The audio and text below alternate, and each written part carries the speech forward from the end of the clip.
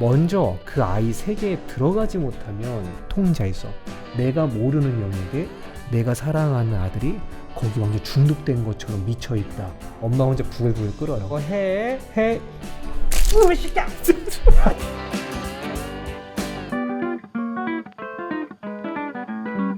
그냥 그 너무 어린 아이를 그냥 존중하는 것만으로는 안 돼요. 근데 그 전에 먼저 존중은 있어야겠죠. 네. 근데 제가 생각하는 존중은 먼저 그 아이 세계에 들어가지 못하면 그 아이가 어떤 포인트에 어떤 영역에 빠져 있는지 내가 같이 들어가지 못하면 통제할 수 없다. 이게 첫 번째 견해예요. 그러니까 예를 들면 우리가 회사에서 일을 한다고 생각해봐요. 내가 어떤 일을 하고 있는데 사장님은 낙하산으로 오신 거예요. 네. 그래서 사장님이 사실 내 일을 잘 몰라. 그런데 와가지고 뭐 김대리 아직도 이거 안 끝났어? 왜 이렇게 늦게 끝나? 막 자꾸 이렇게 하면은 머릿속에 이 생각이 들어요. 아니 내일 알지도 못하면서 그럼 네가 해 라는 생각이 그럼 사장님이 하세요 라는 생각이 속에 든단 말이에요. 내가 어디에 빠져있고 어떤 고민을 하고 있는지 상사가 명확하게 이해하고 있다고 느끼면 그것만으로도 공감이 되고 상대방 말의 영향력이 훨씬 더 세게 느껴져요. 그래서 저는 어머님들이 만약에 게임 유튜브에 빠져있다, 아이가 게임에 빠져있는 문제를 물어볼 때 제일 먼저 물어보는 것은 어머님 그 아이가 그 게임 유튜버를 좋아하는데 그가 왜 거기에 빠져 있는지, 그 유튜버가 주로 다루는 게임은 무엇인지, 아이가 그 게임을 할 때 주로 쓰는 캐릭터와 총의 화기는 무엇인지 정도 알고 계십니까? 물어봐요. 보통 이걸 모르실 때가 되게 많거든요. 우리가 인간이 갖고 있는 특질 중에 하나는 뭐냐면 내가 모르는 영역을 본능적으로 두려워하는 마음이 있어요. 네, 그렇죠. 엄마는 그런 게임 유튜브를 좋아하지 않았단 말이에요. 엄마는 그런 게임도 좋아하질 않아요. 심지어 그런 게 있는 줄도 아들 때문에 알게 된 경우가 몰랐어요. 근데 네. 막 이렇게 총 쏴대고 막 이런 거를 막 웃으면서 하는 아이들을 보면서 뭔지도 모르는 걸 하는데 막 지금 4시간 째고 막 이러고 있으면 그러면 제일 먼저 뭐가 끼면 두려움이 껴요. 어떻게 되냐면 과잉 대응하게 돼요. 일단 예민해져요. 내가 모르는 영역에 내가 사랑하는 아들이 거기 완전 중독된 것처럼 미쳐있다. 야, 너 몇 시간째야? 뭐 이런 이야기가 바로 나가죠. 그렇죠. 여러분들 이게 잘 알아야 되는데 어떤 게임이든 미디어에 빠져있는 아이들은 중독되지 않았어도 그냥 그 즐기는 아이들조차도 비주얼이 중독자 같다라는 진실을 기억해야 돼요. 중독이 된 것과 중독이 안 된 거 구분이 안 돼요. 비주얼로 봤을 때 단 한 번만 게임을 해도 있잖아요. 평정심을 유지하려고 해도 네. 뭐 용이야 뭐 이렇게 불렀는데 네. 대답을 안 해요. 못 들은 것처럼. 그거는 네. 못 들은 거라고 생각했어요. 네. 그거 못 들은 거 그럴 때- 같이 한다 그러면 화가 나죠. 그럴 때 평화롭게 주의를 돌리는 방법은 뭡니까? 자, 그러면 이렇게 한번 들어보세요. 네. 이거 보고 있다. PPL 아니에요. 네. 네, 이걸 보고 있다. 네. 그럼 우리가 제지를 할 때 보통 어떻게 하냐, 이제 멀리서 민준아 너 이거 빨리 해. 네. 밥 먹어야지. 이렇게 얘기하면 네. 남자아이들이 실질적으로 잘 안 들려요. 그러니까 내가 뭐에 몰입해 네. 있으면 그리고 무시하기가 되게 쉬워져요. 그렇죠. 이 그냥 자극이 내가 그냥 이렇게 쳐내기가 쉬워요. 혹은 못 들은 척 하기도 되게 쉬워요. 네, 그렇죠. 못 들은 척 하기도 좋죠. 그렇죠. 멀리서 영향력 없이 얘기하다가 엄마 혼자 부글부글 끓어요. 네. 카운트다운 하는 거예요. 네. 너 해 왜 시켜! 막 이게 된단 말이에요. 정말 리얼하다. 그렇죠. 예. 이렇게 뺏기면 화가 나요. 이렇게 뺏기니까 이렇게 빼면? 심지어 뭘 보는 것도 아니고 그냥 표지인데 이러고 있다가 가져가니까 기분이 안 좋네요. 그렇죠. 이건 자기결정권에 손상이 오는 거예요. 음. 이건 자아 침범이죠. 네. 그러면 이제 아들은 뭐로 공격하냐면 엄마가 나한테 게임하지 말라고 얘기하는 건 이해할 수 있어. 이런 행동은 이해 못해. 네. 그 아들은 거기서 데모하는 거예요. 되게 중요한 게 상대방이 1을 잘못했는데 2로 갚죠? 네. 상대방은 내 일이 안 보여요. 상대방이 나한테 과하게 한 그 나머지 1만 갖고 공격을 한단 말이에요. 내가 느끼는 부당함. 그렇죠. 아니 엄마가 나한테 게임하지 말라는 거 그래 그렇다 쳐. 근데 이렇게 뺏으면 돼? 왜 뺏어?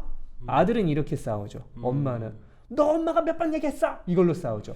핀트가 달라요. 근데 문제는 뭐예요? 이건 교육이 아니죠. 그럼 이러고 있는 걸 좀 평화롭게 해결하려면 어떻게 해야 돼요? 되게 중요한 건 가까이 가야 돼요. 인지할 수 있게 얘기하기가 우리가 생각보다 잘 안 돼요. 네. 보고 있잖아요. 네.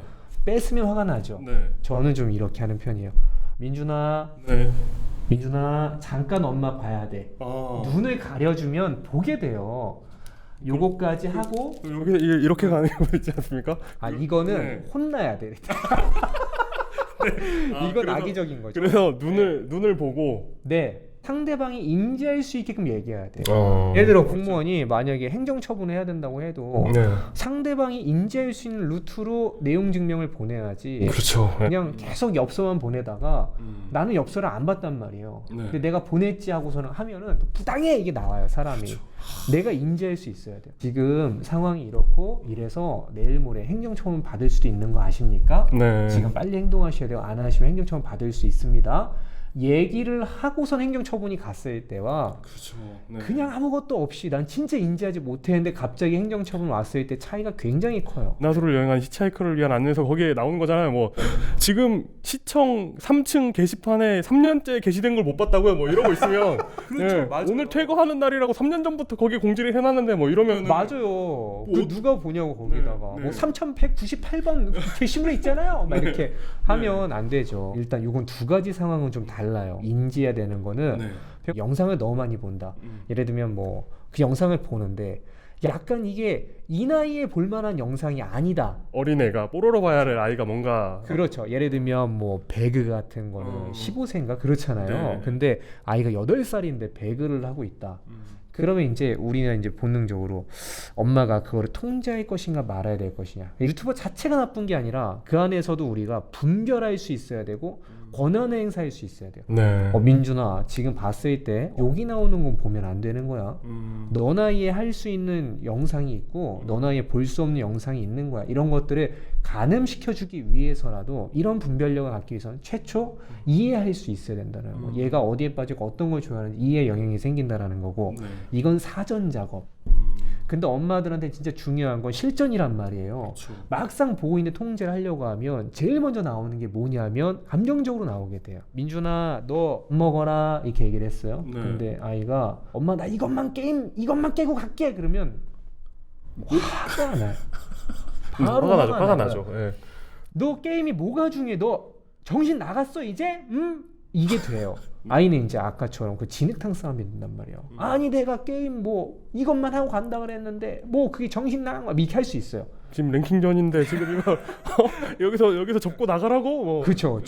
근데 이제 바꿔서 민준아 밥 먹어라. 근데 아들이 엄마 나 이거 한 문제만 더 풀고 가도 될까요? 느낌이 네네 다르죠. 다르네요. 네. 어이구 아들 엄마가 밥 먹여줄까? 몸 생각해서 그렇죠. 해라 뭐 이런. 막 이게 다른 거예요. 그러니까 엄마가 다른 문제, 게임 문제와 다른 문제를 차별 대우하죠. 엄마가 이 문제의 감정이 지나치게 끼는 순간 네. 상대를 통제할 수 없다라는 그 작은 진실을 기억해야 돼요.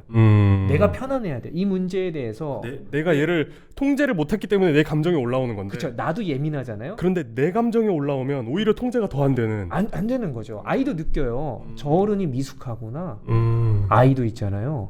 어른을 평가해요. 우리도 그랬단 말이에요. 어렸을 때 어른들 선생님들 보면 다 같은 선생님이라고 존경하진 않았고 어떤 선생님 매를 때려도 안 무섭고 어떤 선생님 매를 안 대도 존경스럽고 그 사람 말은 들어야 될 것 같은 선생님들이 있단 말이에요. 그렇죠. 그게 좀 차이가 있어요. 근데 내가 자제력을 계속 잃는 모습을 보이고 내가 이 문제에 대해서 표현하지 못한 모습을 먼저 보이면 아이는 그 영역에서는 엄마 말을 더 안 듣게 돼요.